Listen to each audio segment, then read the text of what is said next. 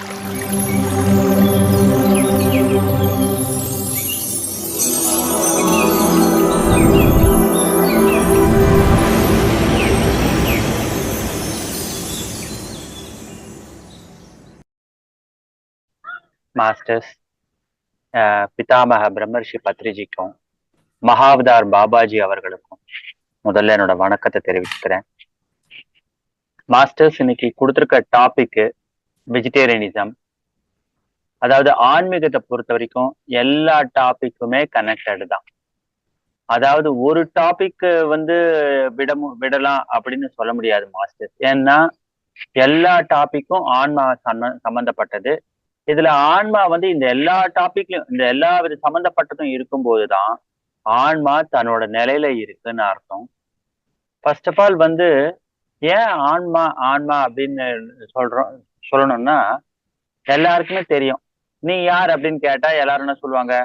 ஆன்மீகத்துல வந்த உடனே ஒன்னு சொல்லிடுவாங்க, ஆன்மா அப்படின்னு சொல்லிடுவாங்க. ஆனா மாஸ்டர்ஸ், நாம ஆன்மா அப்படின்னு சொல்லிட்டு, ஆனா டே டு டே லைஃப்ல பாத்தீங்கன்னா ஆன்மான்ற வார்த்தை எங்கேயுமே யூஸ் பண்றது இல்ல.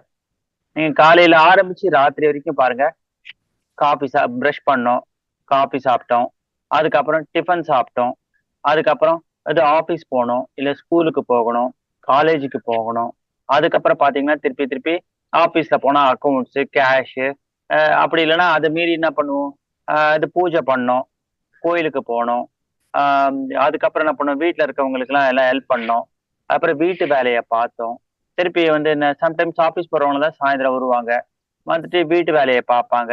நீங்க சுத்தி சுத்தி பாருங்களேன், நல்லா யோசிச்சு பாருங்க. காலையில இருந்து ஆரம்பிச்சு நைட்டு வரைக்கும் ஆன்மா அப்படின்னு ஒரு வார்த்தை நம்ம வாயை திறந்து சொல்றது இல்லை. ஆனா எல்லாருக்குன்னு தெரியும் நாம ஆன்மா.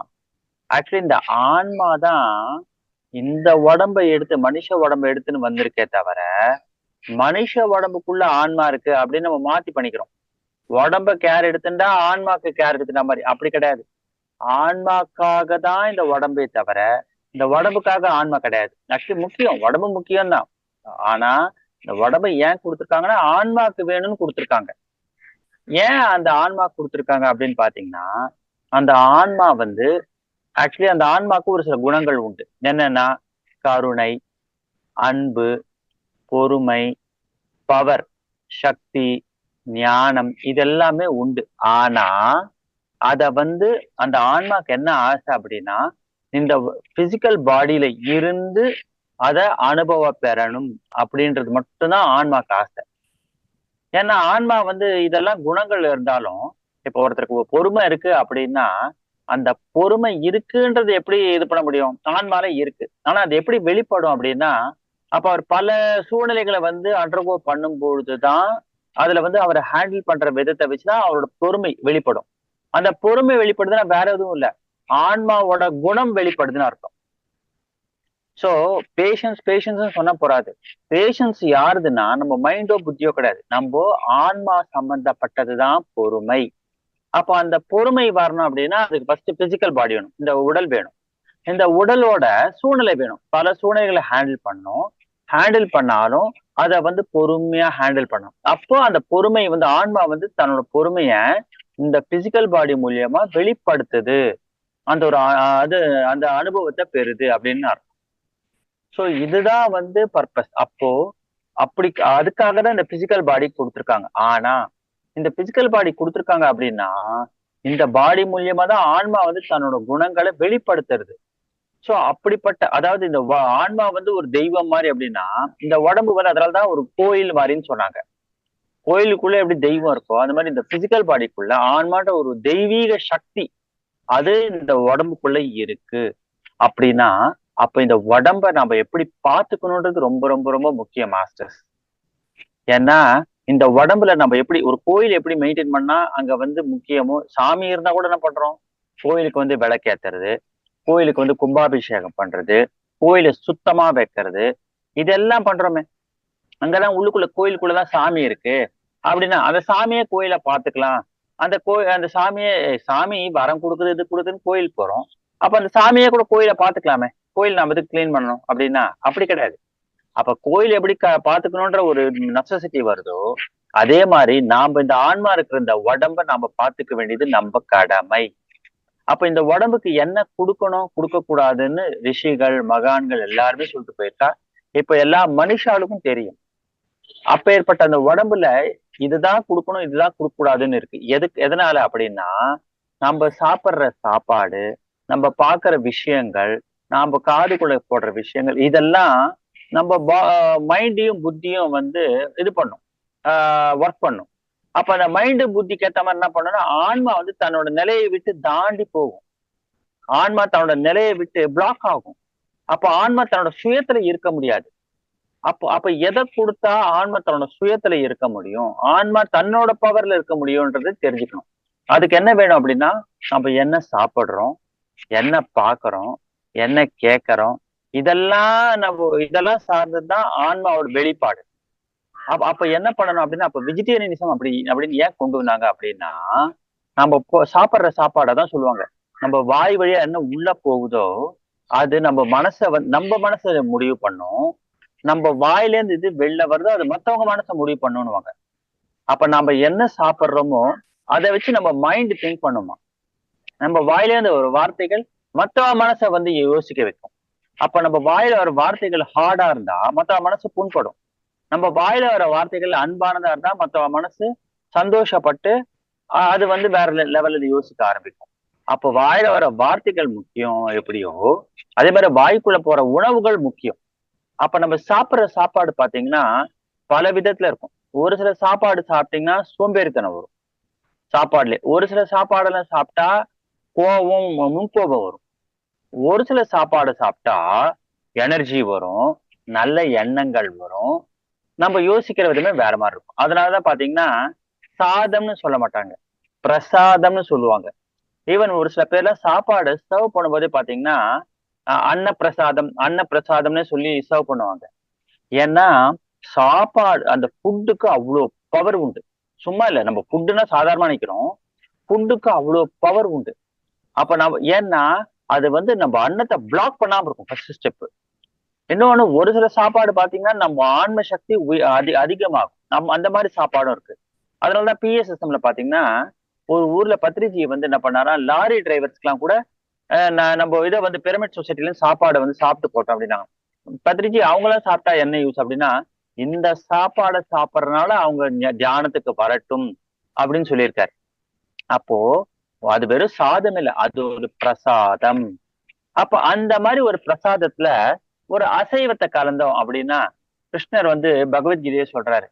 ஒரு சாப்பாடு அதுவும் அசைவத்தை வந்து வாங்குறவன், விற்கிறவன், சர்வ் பண்றவன், சமைக்கிறவன், அதான் பரிமாறுறவன், அப்புறம் வந்து அதை சாப்பிடுறவன், இவங்க எல்லாருக்குமே பாவம் உண்டு அப்படின்ற கர்மா, பாவ கர்மா. அப்போ அசைவத்துல எந்த விதத்துல நம்ம டச் பண்ணாலும் பாவ கர்மா உண்டுன்ற கிருஷ்ணர்.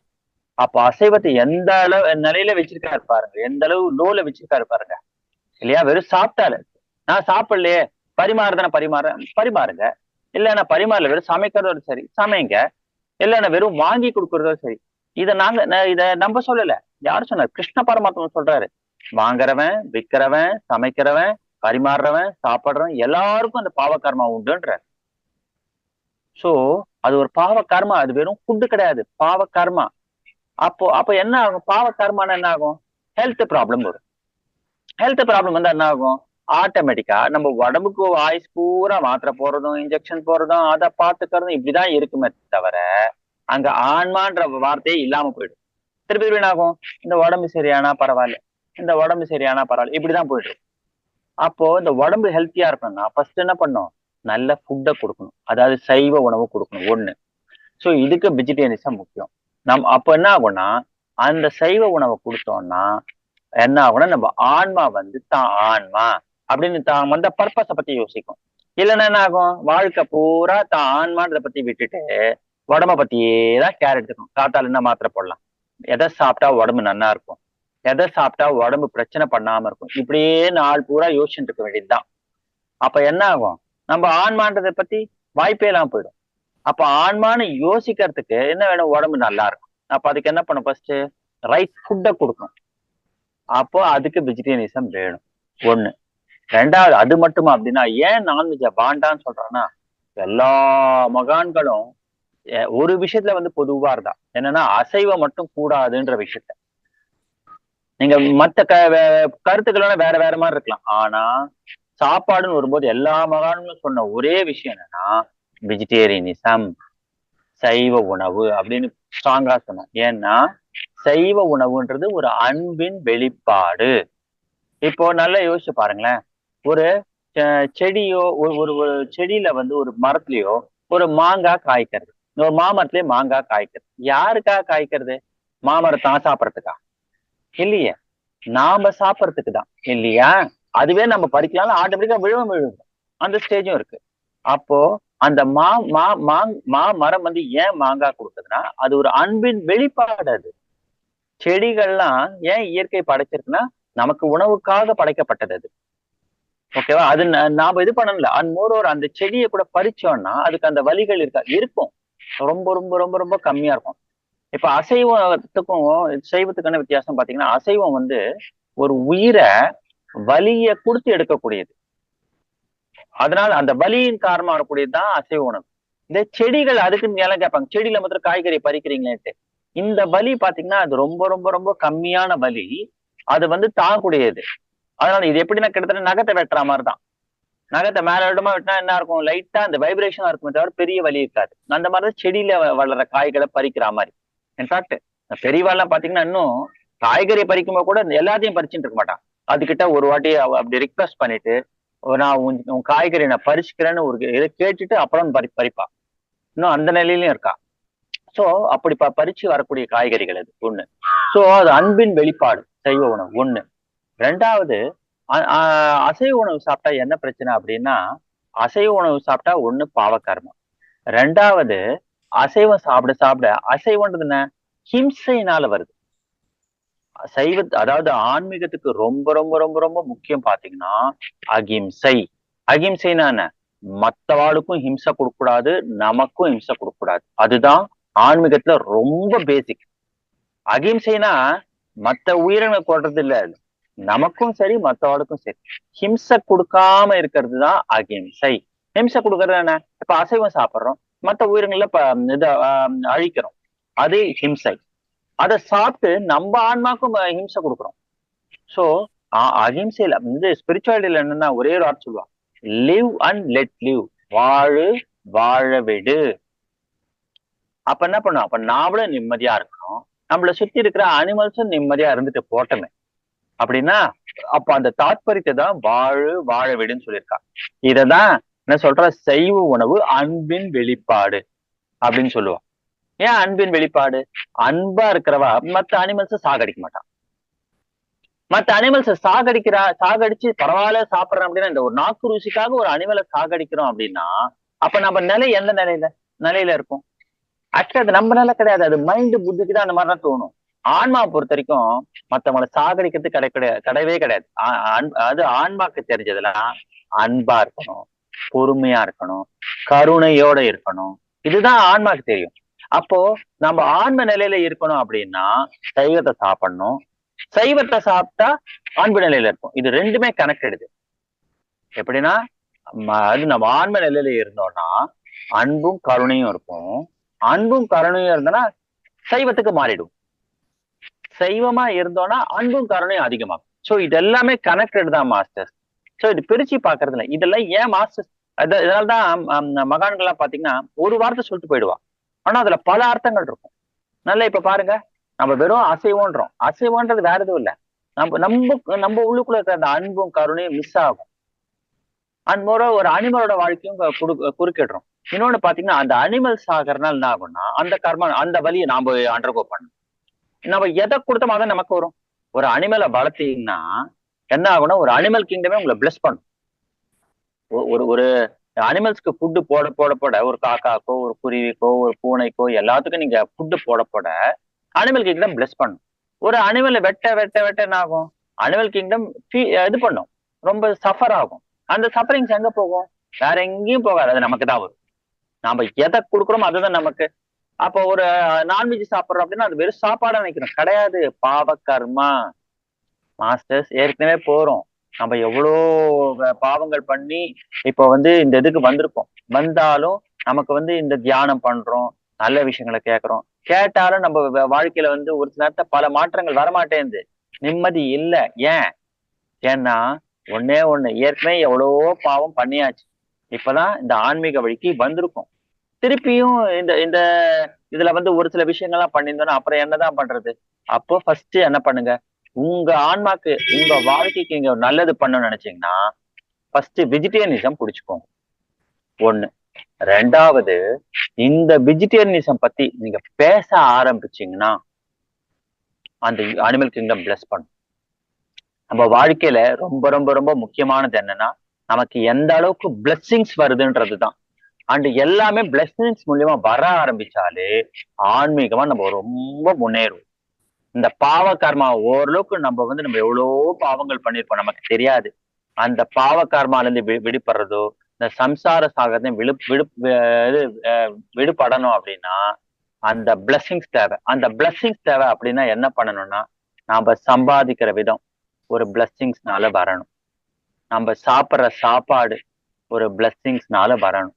இது மட்டும் இல்ல மாஸ்டர், நாம இந்த லோகக்ஷேமத்துக்காக ஒர்க் பண்றோம்னா இன்னைக்கு ஹையஸ்ட் சர்வீஸ் என்னன்னா, இன்னைக்கு நாட்டுல வந்து எல்லாருக்கிட்டையும் கார் இருக்கு, பங்களா இருக்கு, வீடு இருக்கு, எல்லா வீட்டுக்கு தேவையான எல்லா பொருள்களும் இருக்கு. இருந்தும் எல்லாரும் என்ன பண்றா, மொபைலை வந்து பார்த்துட்டே இருக்கா. ஏன் பார்த்துட்டே இருக்கா அப்படின்னா, மைண்டுக்கு என்ன பண்ணா ஹாப்பினஸ் வரும்னு பார்த்துட்டே இருக்கா. நீங்க நல்லா பாருங்களேன், ஹாப்பியா இருக்கிறவனுக்கு எதுவுமே தேவையில்லை. ஹாப்பினஸ் இருக்கலாம் இல்லாதவன் எதையாவது தேடிட்டே இருப்பான். இன்னைக்கு மொபைல பாத்தீங்கன்னா ஏன் பார்த்துட்டே இருக்கீங்கன்னா 5 நிமிஷம் கேப் கொடுத்தா கூட மொபைல் பாக்குறாங்க. ஏன்? மொபைலை பார்த்தா ஏதாவது நம்ம மைண்டுக்கு ஒரு பீஸ் ஆஃப் மைண்டுக்கோ ஒரு ஹாப்பினஸ்க்கோ ஏதாவது வராதான்னு பார்த்துட்டே இருக்காங்க. அது வருது அப்படின்னா சரி, அந்த மொபைலை பார்க்கணும். யாரையாவது ஆஹா சிரிக்கிறாளா, ஸ்மைலிங் ஃபேஸோட இருக்காளா? இல்லையே. பாக்குறா, ஒரு கொஞ்ச நேரத்துல கண்ணு டயர்ட் ஆகுது, அப்படி எடுத்து வைக்கிறா, திருப்பி எடுக்கிறா. ஈவன் ராத்திரி 12 மணிக்கு முழிப்பு கொடுத்தா கூட என்ன பண்றா, மொபைல் எடுத்து அப்படி பாக்குறான். ஏன்? தனக்கு பிடிச்ச மாதிரி ஏதாவது விஷயம் வராதான். அப்ப என்ன அர்த்தம்? மைண்ட் அந்த அளவு டிஸ்டர்ப் ஆயிருக்கு. அதுக்கு காரணம் ஒண்ணு ஃபுட்டும் ஒரு காரணம், இன்னொன்னு தியானமின்மை. அப்போ என்னன்னா, அப்ப இந்த ஃபுட்டு, இந்த அந்த அந்த பிளெஸிங், அந்த ஃபுட்டுக்கு, அந்த சைவத்துக்காக நீங்க ஒர்க் பண்ணும்போது நீங்க பாக்குற எல்லாருக்கிட்டையும் அவ வந்து ப்ரெஷர் பண்ணுவானா, நம்ம கைய கூப்பி ஐயா நீங்க வந்து சைவமா மாறுங்க, உங்களால ஒரு நாள் அசைவம் வந்து விளக்க முடிஞ்சா கூட அந்த அதை விளக்கிட்டு சைவமா இருந்தீங்கன்னா ரொம்ப சந்தோஷப்படுவேன் அப்படின்னு நீங்க சொல்ல ஆரம்பிங்க. மகான்களும் சரி, அனிமல் கிங்டமும் சரி உங்களை அவ்வளவு பிளஸ் பண்ணும். இன்னொன்னு மாஸ்டர்ஸ், இந்த வெஜிடேரியன்ஸை பத்தி பேசும்போது நாம என்ன நிலைன்னு தெரியும். என்னோட அனுபவத்தையே நான் சொல்றேன். இந்த ஆன்மீகத்துக்கு வந்த புதுசுல 12 வருஷத்துக்கு முன்னாடி எல்லாரும் நான்வெஜ் பீப்புள். எங்க ஆபீஸ்ல பாத்தீங்கன்னா 20 பேர் இருக்கா. 20 பேர்ல 18 பேர் வந்து அசைவம். அந்த 18 பேரும் இப்பவும் அசைவமா இருக்கா. ஆனா நான் வந்து 12 வருஷம் முன்னாடி சொல்லும் போது யாரெல்லாம் நான்வெஜ்ஜோ அவங்க எல்லாம் நீங்க அழிஞ்சீங்க, நீங்க எல்லாம் மாட்டின்ட்டீங்க அப்படின்னு சொல்லுவேன். ஏன்னா எனக்கு என்னன்னா அவ்வளவு கோபம். அதாவது இவ நான்வெஜ் சாப்பிட்றாளேன்னு.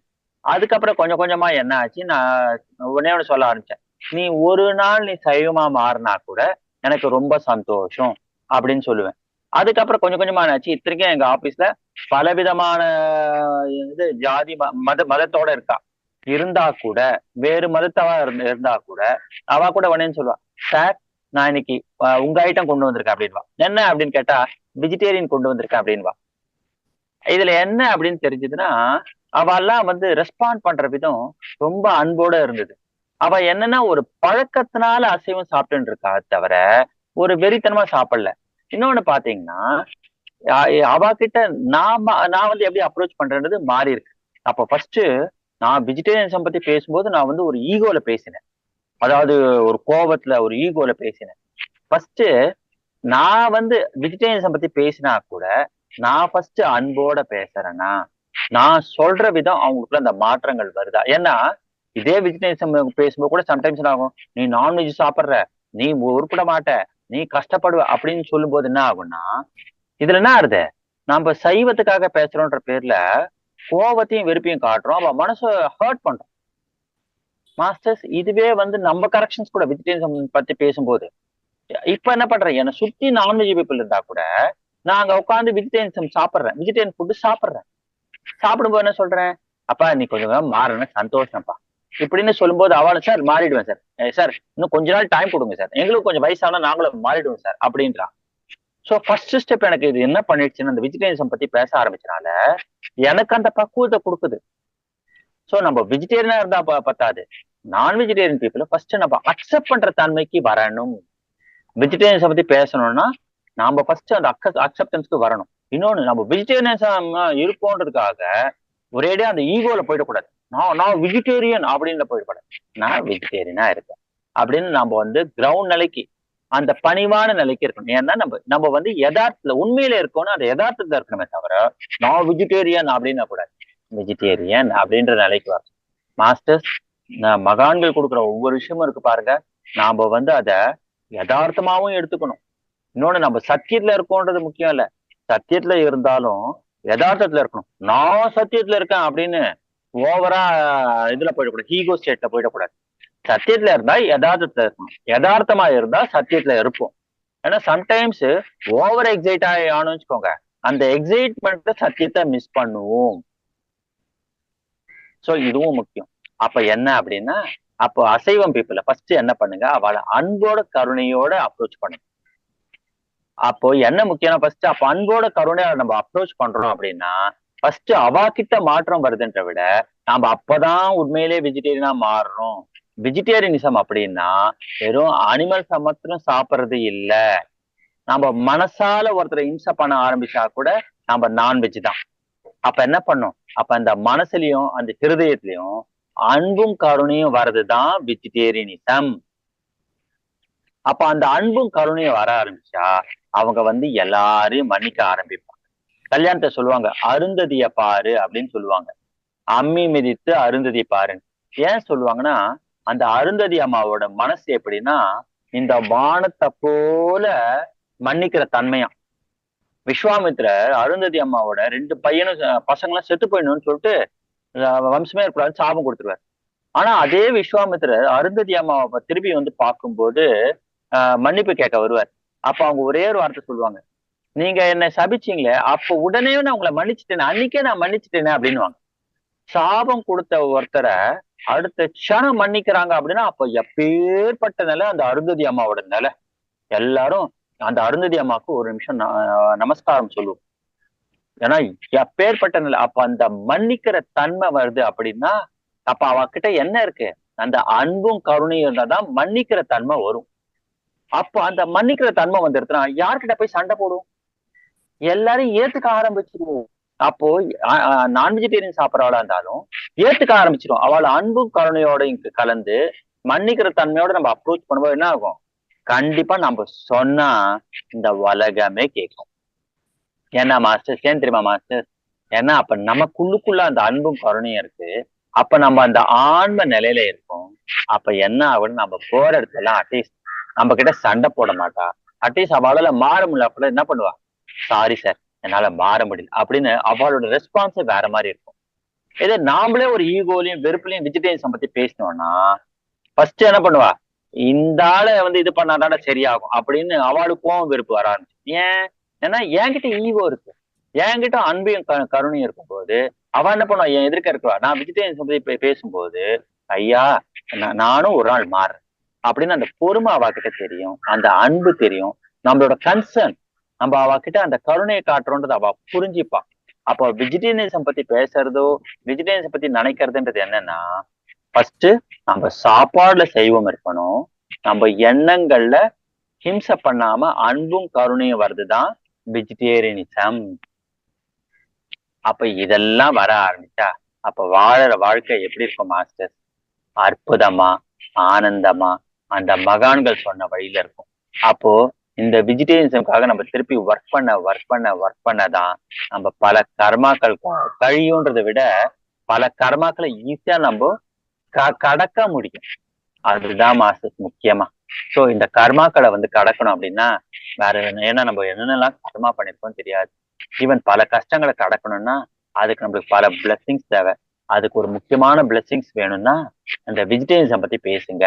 வெஜிடேரியன் ரேலி அப்பப்ப சென்னையில எல்லாம் நடக்கும், இதுல எல்லாம் பார்ட்டிசிபேட் பண்ணுங்க. ஒரு நாளைக்கு நீங்க ஒருத்தர்கிட்டயாவது கையை கூப்பிட்டு ஐயா நீங்க என்னைக்காவது ஒரு நாள் சைவமா மாறின ரொம்ப சந்தோஷம் அப்படி கை கூப்பி நீங்க சொல்லி பாருங்களேன் அன்போட. உங்க கூட எப்பவும் மாஸ்டர்ஸ் இருப்பான். அப்படிப்பட்ட ஒரு வாழ்க்கை இருக்கு பாருங்க. ஒரு அற்புதமான ஒரு வாழ்க்கை, ஒரு ஆனந்தமான வாழ்க்கை. எல்லா கஷ்டங்களையும் தாண்டி இந்த அற்புதமான வாழ்க்கை சம்சார சாகரத்தை அப்படி கடந்து ஆனந்த சாகரத்துல போய் நம்ம எல்லாம் வாழ்க்கைய ஓட்டணும்னு சொல்லிட்டு நான் ஆசைப்படுறேன். இது மகான்கள் ஆசை. எல்லா சர்வோஜனா சுக்கினோ பவந்துவா. அதுக்கு முக்கியமான ஒரு தேவை என்னன்னா சைவ உணவு, வெஜிடேரியனிசம். அது சாப்பாடுலயும் அந்த சைவம் இருக்கட்டும், நம்ம திங்கிங் மைண்ட் லெவல்ல அதுலயும் அந்த சைவ மாதிரி திங்கிங் என்ன, யாருக்கும் ஹிம்சை பண்ணக்கூடாது, நாமளும் வாழ்ந்து மற்றவாளையும் ஹாப்பியா வாழ விடணும். அதுதான் வெஜிடேரியனிசம். லிவ் அண்ட் லெட் லிவ்ன்றதுதான் வெஜிடேரியனிசம். அந்த ஒரு அற்புதமான ஒரு வாழ்க்கைய வாழணும்னா நம்ம சாப்பாடுலயும் மாற்றம் வேணும், மற்றவங்க சாப்பாடுலயும் மாற்றம் வேணும். எல்லாரும் சைவ உலகமா மாறணும். இந்த உலகம் சைவ உலகமா மாறிடுச்சுன்னா இந்த உலகத்துக்கு அனிமல்ஸ் தான் வர ஆரம்பிச்சிடும். இன்னொன்று மாஸ்டர்ஸ், வெஜிடேரியன்ஸை பத்தி பேசணும்னா முக்கியமான பாயிண்ட் என்னன்னா, நாம ஒருத்தரை சைவமா மாறுங்கன்னு சொல்லி அவர் சைவமா மாறிட்டாருன்னா ஃபர்ஸ்ட் திங் அவரோட ஆன்மா வேகமா வளர்றதுக்கு ரொம்ப ஹெல்ப் பண்றோம். அப்போ அந்த ஆன்ம வளர்ச்சிக்கு நம்ம ஹெல்ப் பண்ணும் பொழுது நம்ம ஆன்ம வளர்ச்சி அற்புதமா இருக்கும். ஆன்ம வளர்ச்சி அற்புதமா இருக்குன்னா வேற ஒண்ணும் இல்லை மாஸ்டர். அன்பு நிலையில அதிகமா இருக்கும், கருணை நிலையில அதிகமா இருக்கும், ஆனந்த நிலையில அதிகமா இருக்கும். இதுதான். ரெண்டாவது, அவர் அசைவம் ஸ்டாப் பண்ண என்ன ஆகும், அவர்னால சாகக்கூடிய அந்த அனிமல்ஸை ஸ்டாப் பண்றோம். அப்ப அனிமல்ஸா ஹாப்பி ஆகும். சோ அந்த அனிமல்ஸ் தான் என்ன ஆகும், ஆன்மாக்கள் தானே, அந்த ஆன்மாக்கள் முன்னேறதுக்கு ஹெல்ப் பண்றோம். அப்ப ஆட்டோமேட்டிக்கா என்ன ஆகும், அந்த ஆன்மாக்கு ஹெல்ப் பண்ண திருப்பி நம்ம ஆன்மா ஆட்டோமேட்டிக்கா வளர்ச்சி பெறத்துக்கு ஹெல்ப் பண்றோம். அப்போ இது மட்டும் இல்ல, இவ 2 பேர் முன்னேறதுன்றது என்னன்னா உலகமே இந்த மாதிரி ஒவ்வொருத்தரா முன்னேற ஆரம்பிச்சா உலகமே முன்னேற மாதிரி. அப்ப இது யூனிவர்சல் ஒர்க். லோகக்ஷேமம்ன்றது ஒரு முக்கியமான லோகக்ஷேமம் இது. அப்ப இந்த லோகக்ஷேமத்துக்காக நம்ம ஒர்க் பண்றோம்னா நம்ம வாழ்க்கை சத்தியமா க்ஷேமமா இருக்கும் அப்படின்னு சொல்லி என்னோட இதை என்னோட வார்த்தை என்னோட ஸ்பீச்சை முடிச்சுக்கிறேன். ஏதாவது கேள்விகள் இருந்தா கேளுங்க மாஸ்டர்ஸ். நன்றி, வணக்கம்.